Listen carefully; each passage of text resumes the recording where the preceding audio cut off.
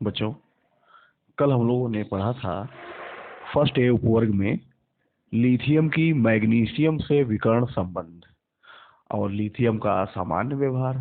आज हम लोग पढ़ेंगे क्षार धातुओं के कुछ रासायनिक गुण, जिसमें नंबर 1 है जल से क्रिया। यहाँ पर गुणों को पढ़ना है।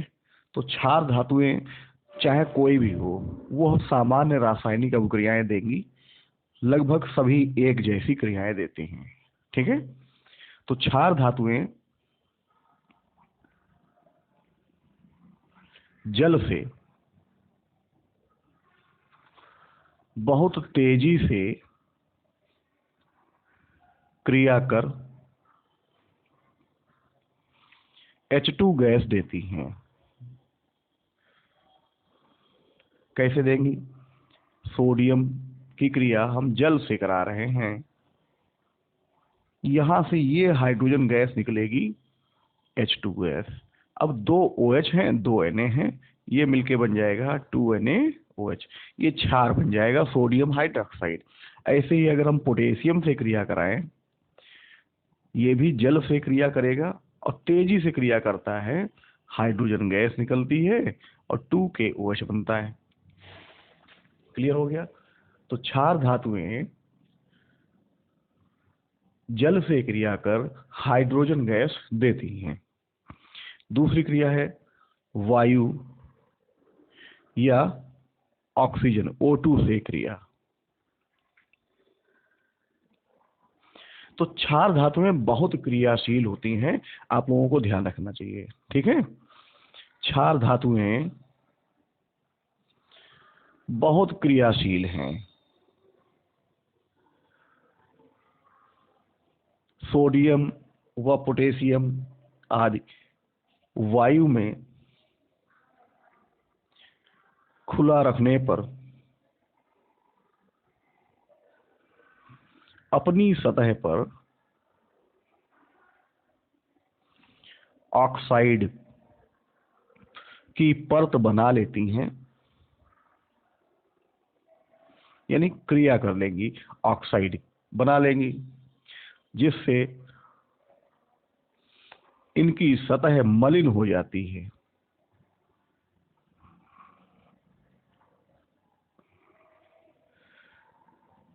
अर्थात ये वायु में खुला रखने पर क्रिया करने लगेंगी, जलने लगती हैं। ठीक है। तो इससे बचाने के लिए, यानी इसी कारण इन्हें इन्हें का मतलब हमने सोडियम या पोटेशियम लिया है को केरोसिन में यानी मिट्टी का तेल में डुबो कर रखते हैं। ठीक है। क्वेश्चन आएगा कि क्षार धातुओं को मिट्टी के तेल में डुबो के क्यों रखा जाता है, तो आपको जवाब देना है कि क्षार धातुएं अति क्रियाशील होती हैं। ये वायु में खुला रखने पर वायु की ऑक्सीजन से क्रिया कर ऑक्साइड की परत बना लेती हैं, अर्थात इनकी सतह मलिन हो जाती है। इससे बचने के लिए इन्हें केरोसिन तेल में डुबो कर रखा जाता है। समझ में आ गया? फिर नीचे कि वायु की अधिकता में जलाने पर ये धातु तेजी से जलती हैं। अब हम क्रिया कर रहे हैं 4Li प्लस O2, इससे बनेगा 2Li2O। इसे बोलेंगे लिथियम ऑक्साइड। ठीक इसी प्रकार से अगर हम 2Na प्लस O2 ले लें, यहाँ सोडियम की मात्रा कम है या हम ये कहें ऑक्सीजन की कम मात्रा है, तब बनेगा Na2O2। इसे बोलेंगे सोडियम परऑक्साइड। ऐसे ही अगर हम सोडियम की मात्रा अधिक ले लें, तब 2Na2O ये कहलाएगा सोडियम ऑक्साइड। ऐसे ही K की ऑक्सीजन से क्रिया कराएं तो बनता है KO2, यह है पोटेशियम सुपर ऑक्साइड। समझ में आया? 2K plus O2 K2O2 potassium peroxide 4K plus O2 2K2O और ये हो जाएगा पोटेशियम ऑक्साइड। ये इस प्रकार से हमने इतनी सारी क्रियाएं कर दी हैं, आप लोग समझ गए होंगे। क्लियर हुआ? अब आते हैं नंबर 3, हैलोजनों से क्रिया।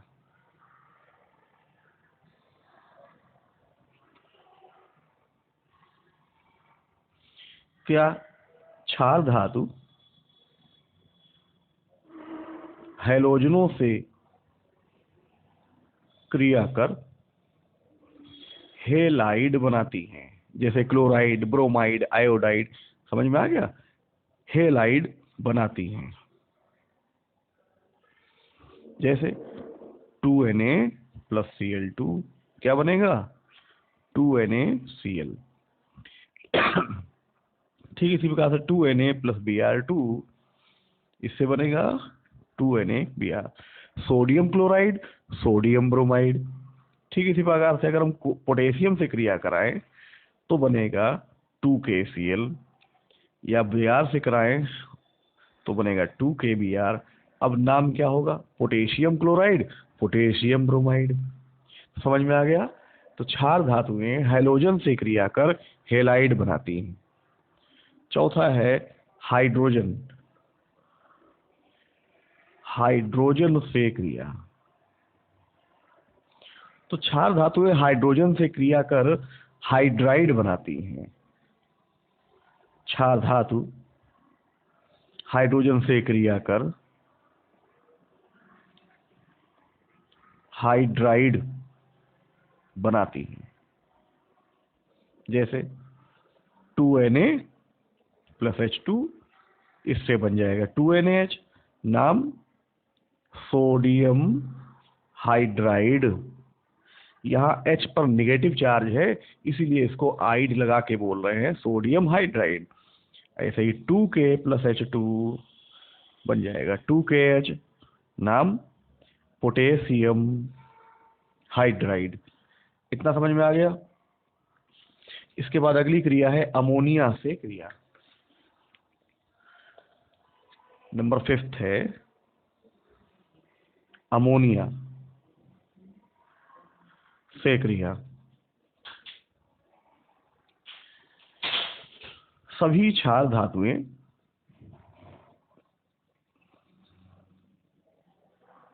द्रव अमोनिया में घुलकर गहरा नीला विलयन बनाती हैं। यह विद्युत का सुचालक होता है।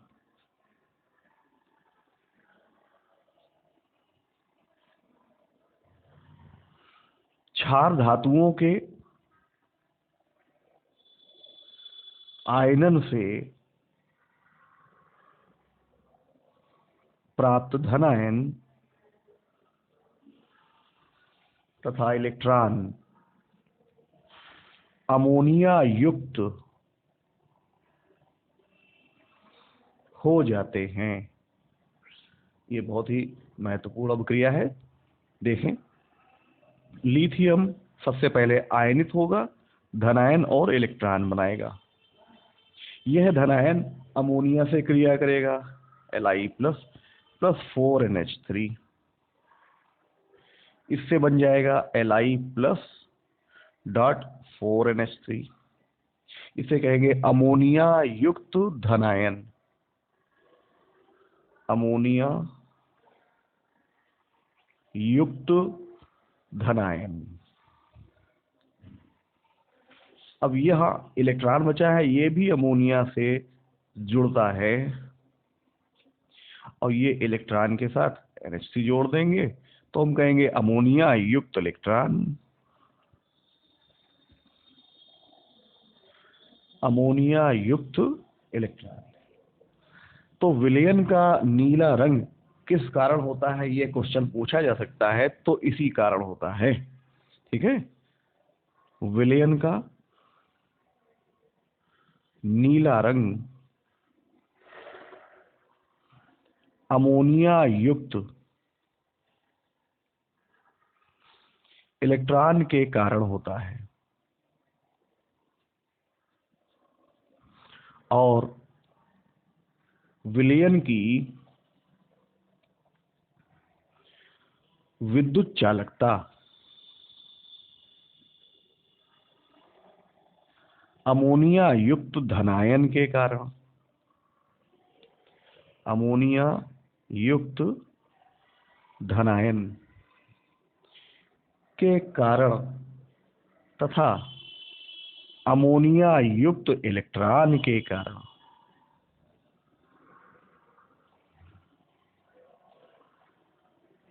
होती है।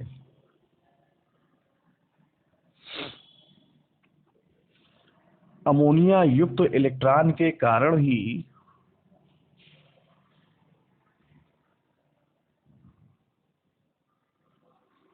विलयन में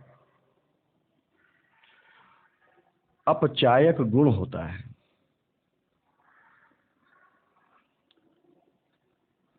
समझ में आ गया?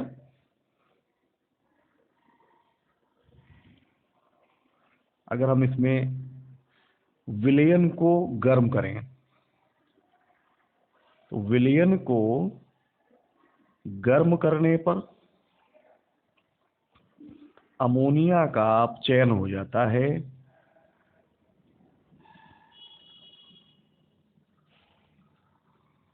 और क्षार धातु के एमाइड बनते हैं।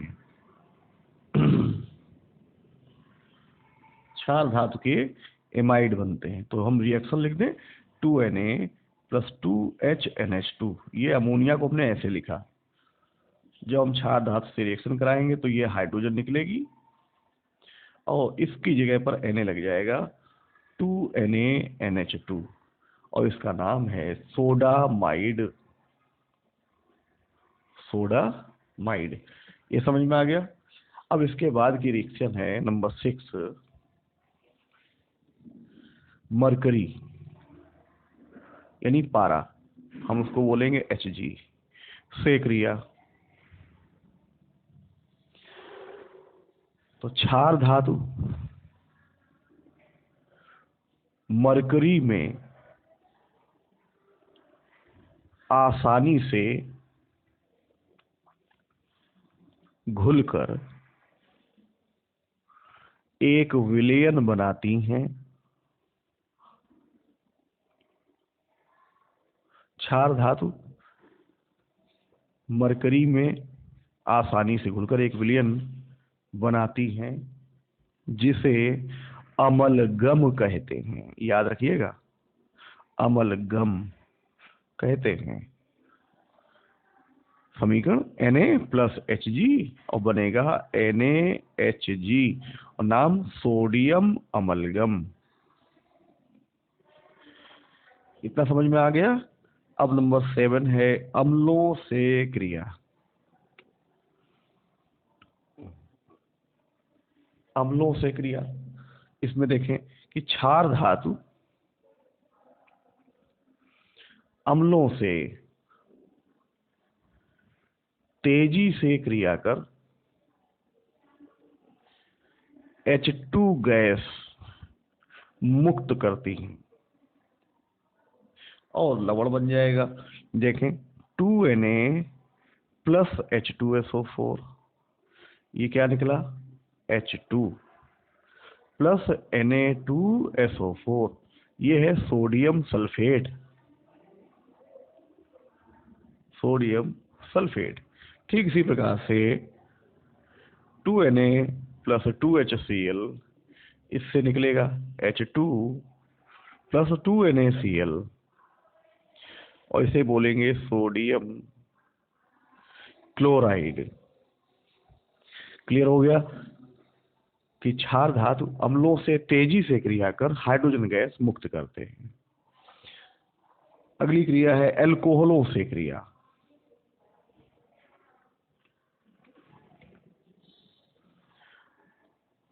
तो क्षार धातु एल्कोहल से भी क्रिया करेंगे तब भी H2 गैस निकलेगी। क्षार धातु एल्कोहलों से क्रिया कर H2 गैस मुक्त करती हैं। जैसे 2C2H5OH प्लस 2Na, यहाँ से 2H निकाल लेंगे, H2 प्लस 2C2H5ONa, और इसका नाम है सोडियम एथॉक्साइड। ठीक इसी प्रकार से अगर हम मेथेनॉल ले लें यानी मेथिल अल्कोहल, इसकी रिएक्शन कराएं 2Na से, तो फिर से यहाँ से H निकलेगा, 2H निकल के H2 और बनेगा 2CH3ONa, और इसका नाम है सोडियम मेथॉक्साइड। क्लियर हो गया। अब नंबर 9 पे आते हैं, अपचायक गुण।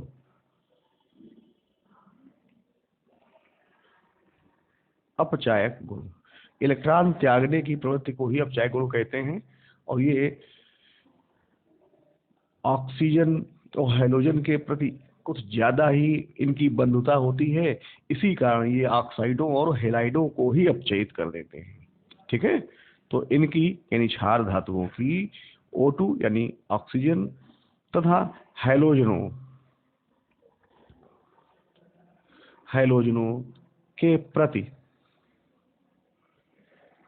अत्यधिक बंधुता होती है,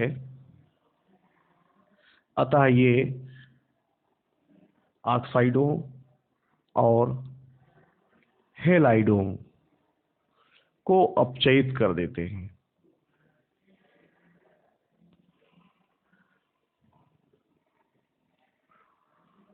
अब इसकी रिएक्शन लिखेंगे कि B2O3 प्लस 6Na, क्योंकि एक O की वैलेंसी 2 है तो 3 की 6 हो जाएगी, और इतना निकालेंगे 3Na2O sodium oxide plus 2B, ये बोरान अलग हो गया। ऐसे ही AlCl3 प्लस 3Na, इनको निकालेंगे तो बन जाएगा 3NaCl प्लस Al। तो ये अवक्रियाएं हुई। अब आते हैं क्षार धातुओं के उपयोग। क्या करें? क्षार धातुओं के उपयोग।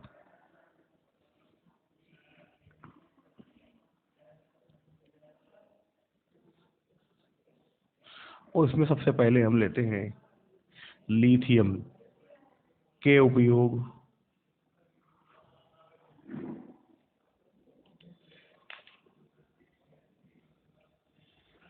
पहला है मिश्र धातु, जैसे X2020, ये नाम है मिश्र धातु का। इसमें होता क्या है, लिथियम प्लस Al का प्रयोग हवाई जहाज बनाने में। ठीक है, फिर इसके बाद है La141, ये होता है लिथियम प्लस मैग्नीशियम का प्रयोग आर्मर प्लेट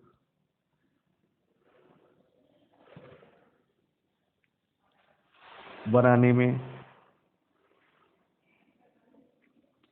ऐसे ही Li प्लस Pb मिश्र धातु सफेद धातु कहलाती है।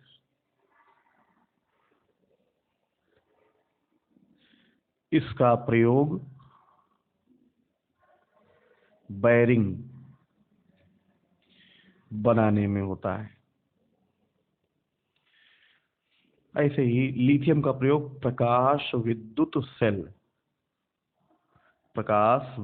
सेल बनाने में।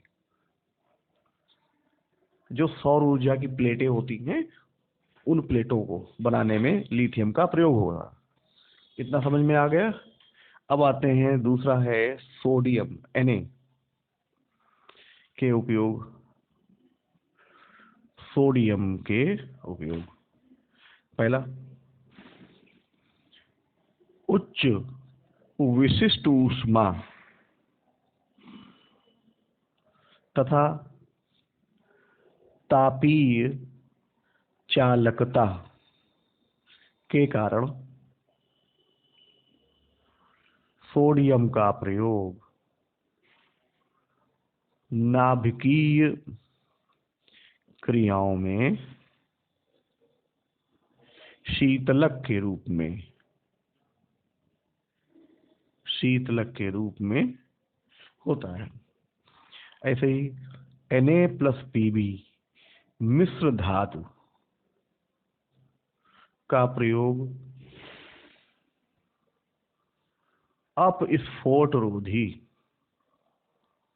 अपस्फोटरोधी कारक पदार्थ बनाने में